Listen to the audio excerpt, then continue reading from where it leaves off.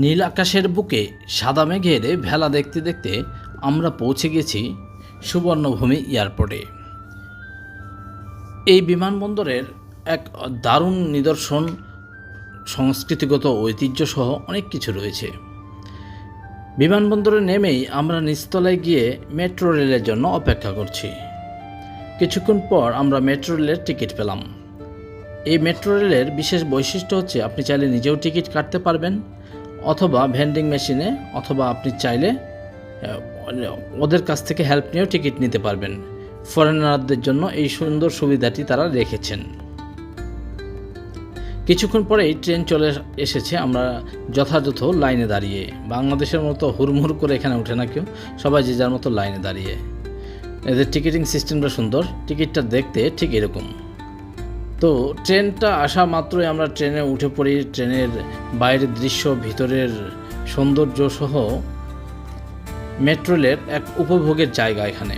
মজার ব্যাপার হলো, আপনি যে সিটটা দেখছেন, প্রত্যেকটা সিটের ডান সাইডে এটা স্পেশাল সিট রাখে বিশেষ ব্যক্তিদের জন্য। হতে পারে সে পঙ্গু কিংবা অন্যান্য, তাদের জন্য বরাদ্দ এই সিটে সাধারণত কেউ বসে না স্পেশাল ব্যক্তি ছাড়া। পরদিন সকালে আমরা চলে যাই সেখান থেকে মসজিদ বাস স্ট্যান্ডে। এই বাস স্ট্যান্ড থেকেই আমরা পাটায়ার উদ্দেশ্যে রওনা দেই। কিছুক্ষণ প্রায় ঘন্টা দেড়েক যাওয়ার পরে একটা ট্যাক্সি করে আমরা সুন্দর এই শহর, মনোমুগ্ধকর শহরটিতে রওনা করি।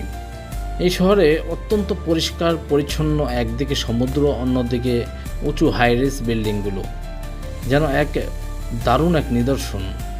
এখানকার আবহাওয়া আর পরিষ্কার পরিচ্ছন্নতা, নেই কোনো ধুলাবালি, যেন মনকে প্রফুল্ল করে তুলল যেতে যেতেই।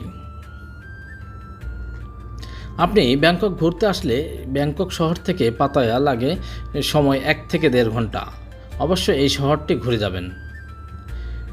ঘোরার পরে হোটেলে রেস্ট নিয়ে আমরা সন্ধ্যার সময় বের হয়ে খাওয়ার উদ্দেশ্যে। কিছু দূর যাওয়ার পরেই দেখি যে এখানে কুমিরের মাংস বিক্রি করছে। কুমিরের বারবিকিউ বিক্রি করছে 200 বাত দিয়ে, যেটি বাংলা টাকায় 800 থেকে 900 টাকার মতো আসে। তো আমরা এটি যেহেতু হালাল নয়, তাই এই ফুড খাবো না, অন্য ফুড আমরা গ্রহণ করি। সেই সাথে আশেপাশে ঘুরতে থাকি। ঘুরতে যাওয়ায় এই পাতায়ার ওয়াকিং স্ট্রিটে সুন্দর এই মজার খেলাটি, গোল যে হলুদ আকৃতির আইকনটি দেখছেন, এখানে আপনি এই বলটি দিয়ে মারতে হবে। মারতে পারলে পাশে বসে থাকা 2জন মেয়ে, নিচে ওয়াটার রয়েছে, পানিতে তারা পড়ে যাবে যদি আপনি লাগাতে পারেন। 5 বার সুযোগ পাবেন এই বলটি। এই জন্য আপনাকে গুনতে হবে 30 থেকে 40 বাত, অর্থাৎ বাংলা টাকায় 150 থেকে 200 টাকা। তো এই লাল গেঞ্জি পরা ভাইটি চেষ্টা করছেন ওই আইকনটি পর্যন্ত নির্দিষ্ট একটা দূরত্ব থেকে ট্রাই করার। উনি 5 বার ট্রাই করাতে পারেন। পরের আরেকজন আসছে, দেখে উনি পারে।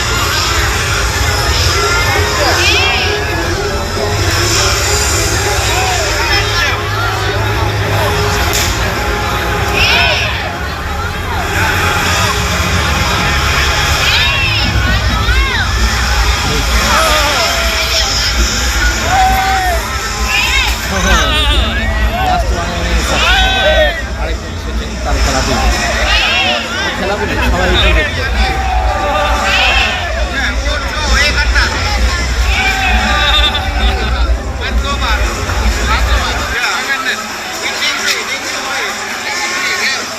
এই ভদ্রলোকই একটাও ফেলতে পেরেছিলেন। এরপর থেকে আমরা চলে যাই এখান থেকে একটা এক্সট্রিম শোতে। এই শোগুলি খুবই জনপ্রিয় এখানে। এটি সেন্ট্রাল পাতায়াতে হচ্ছিল। এই শোগুলি দেখতে হাজার হাজার দর্শনার্থী এখানে ভিড় জমায় প্রতি বছর। এক্সট্রিম শোগুলি ছোটো ছোটো বাচ্চাগুলি আপনারা দেখতে থাকেন। এই এক্সট্রিম শোগুলি দেশের বাচ্চাগুলি সাধারণত এই ধরনের পরিচিত করে সেখানে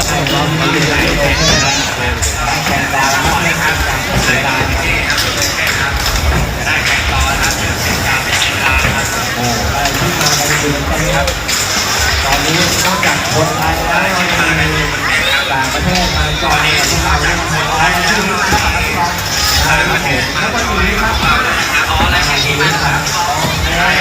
แล้วก็ทีนี้ครับตอนที่วันที่นี้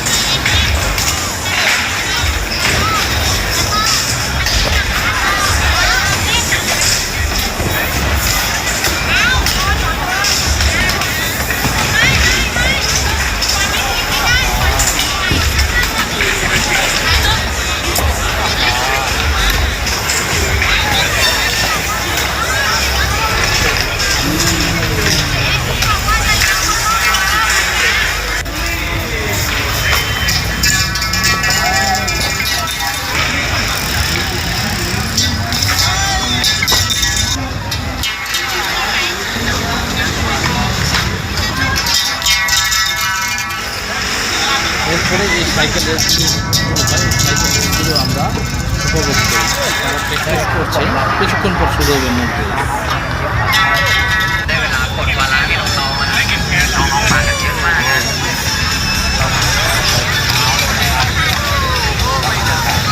ประมาณ8 โมงเช้าเลยนะครับประมาณ8 โมงเช้ามีรายการแรกนะครับ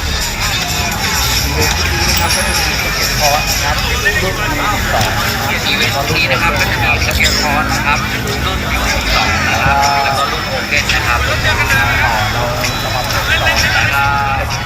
น่าจะยาวต่อเราจะมาพักต่อจะมาแข่งต่อประมาณนี้นะครับจะเป็นฟ้าคอมเมเตอร์นะครับ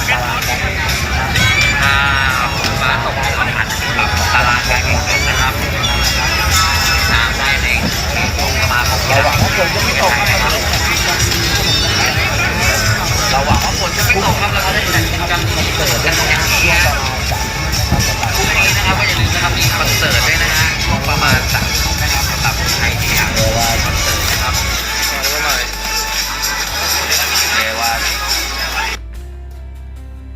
এরপরেই আমরা চলে যাই মূল আকর্ষণ, যেটা নাইট লাইফ নামে পরিচিত, সেটা হচ্ছে ওয়াকিং স্ট্রিটে। দারুণ মজাদার এই ওয়াকিং স্ট্রিটের ভিডিওগুলি পাবেন আমার পরবর্তী ভিডিওতে।